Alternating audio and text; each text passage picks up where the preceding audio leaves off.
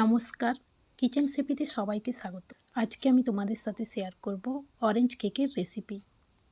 Orange cake বানানোর জন্য এখানে আমি দুটো ডিমের সাদা অংশ একটা বড় বাউলের মধ্যে আলাদা করে নিচ্ছি। এখন আমি এই ডিমের সাদা অংশটাকে একটা বিটারের সাহায্যে খুব ভালো করে বিট করে নিচ্ছি। বিটার না থাকলে মিক্সিতেও ডিমের সাদা অংশটা এইভাবে ফেটিয়ে নেওয়া যেতে পারে। এখন আমার এটা বিট করা হয়ে গিয়েছে। আমি এর মধ্যে 1 কাপ চিনি মিশিয়ে দিচ্ছি। চিনি দেওয়ার পরে বিটারের সাহায্যে আমি এই মিশ্রণটাকে খুব ভালো করে মিশিয়ে নিচ্ছি। চিনিটাকে খুব ভালো করে মিশিয়ে নিতে হবে যেন কোনো চিনির দানা না থাকে।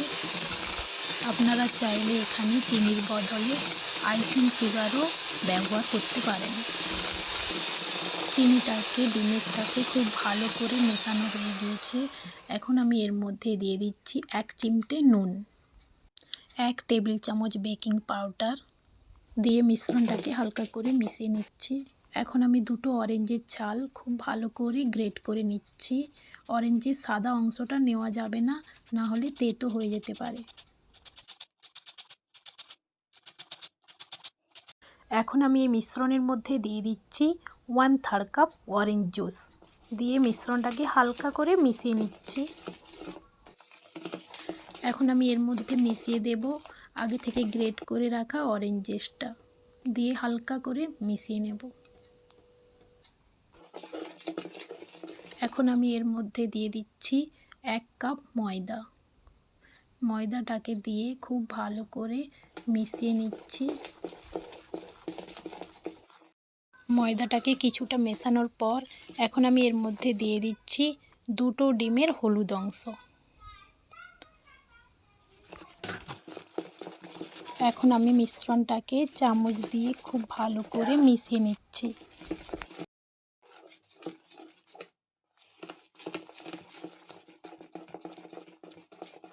এখন আমার মিশ্রণটা খুব ভালো করে মেশানো হয়ে গিয়েছে। এখন আমি যার মধ্যে বেক করব ওই পাত্রটাকে তেল দিয়ে খুব ভালো করে ব্রাশ করে নিচ্ছি।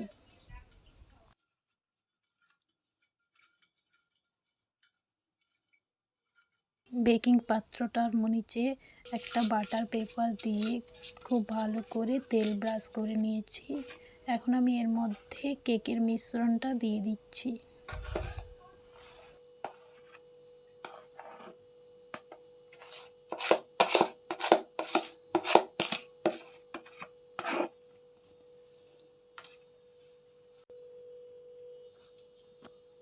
ওভেনটাকে 220 ডিগ্রি সেলসিয়াস টেম্পারেচারে প্রিহিট করে বেকিংয়ের জন্য 20 মিনিট সেট করে দিয়েছি। এখন আমি ওভেনের মধ্যে বেকিং প্লেট রেখে দিচ্ছি।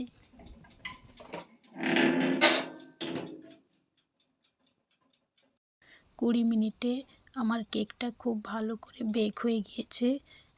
ওভেন থেকে বের করে কেকটা 7-8 ঘন্টা ঠান্ডা করে পেছনের বাটার পেপারটা ছাড়িয়ে নিচ্ছি। আমার কেকটা খুব ভালোভাবে বেক হয়েছে।